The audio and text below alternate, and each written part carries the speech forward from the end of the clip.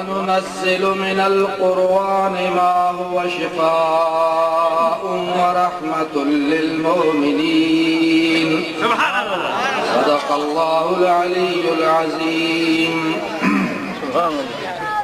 وصدق رسوله النبي الكريم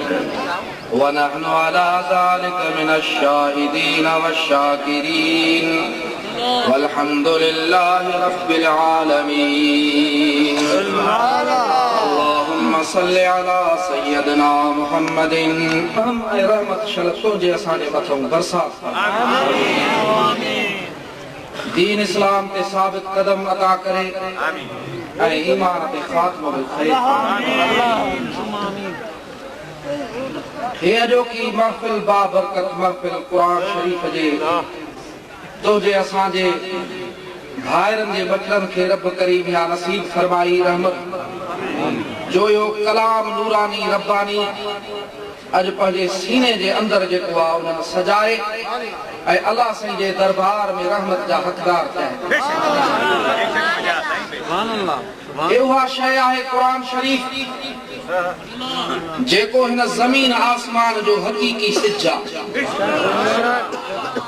انہی قرآن شریف جے تفلے اج تو اساں ہتے اها روشنائی جو توکے اساں کے حرام و حلال جی سانجا جے کر خدا نہ خواستہ قرآن شریف نہ ہوجے تو جیجل امڑ ہے بھیڑ جی بھی جے کر شلاس انسان میں نہ رہے بنی جہان جا سردار صلی اللہ علیہ وآلہ وسلم فرمائن تھا پیا پہنجے صحابہ کرام کے بیا فرمائن تا جیاں لوہ کے کٹ لگ دیا زنگ لگ دو انہی کٹ کے دور کرنا والی بھی کا شے آئے تا دین ہے دنیا دے اصلی حکیم ہے طبیب حضرت حبیب کریم صلی اللہ علیہ وآلہ وسلم فرمائیو تہاؤ ایکنو بشیوں ہیں یہ قلبن جے زنگ کے ختم کرے چھڑیوں دے انہیں قلبن میں نورانیت جیے دیا پان فرمائن تھا ہکڑو تھو موت کے یاد کرن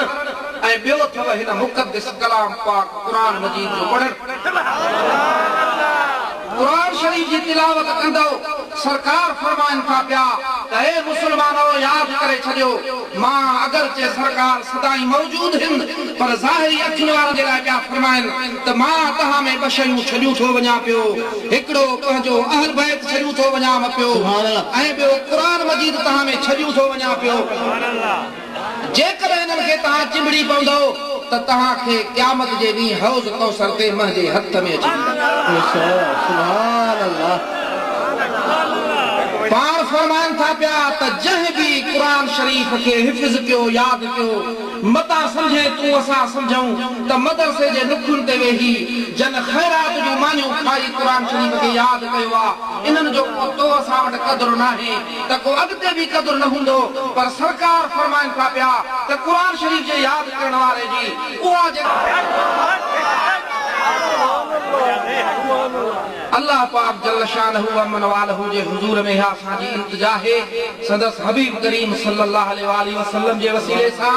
تاج ہن محفل میں جن بچڑن قرآن شریف یاد کرو انہن کے قرآن شریف جے پڑھن جو حق جی توفیق عطا فرمائے قرآن شریف جی نورانیت انہن کے نصیب فرمائے اے تہاں اساں جے کے آیا ہوں تہاں جو اساں جو اچن اساں جے لائے سعادت وارو فرمائے واخر دعوانا الحمدللہ رب العالمین میاں منظور المعروف مسکین سائیں جے تواں جاڑو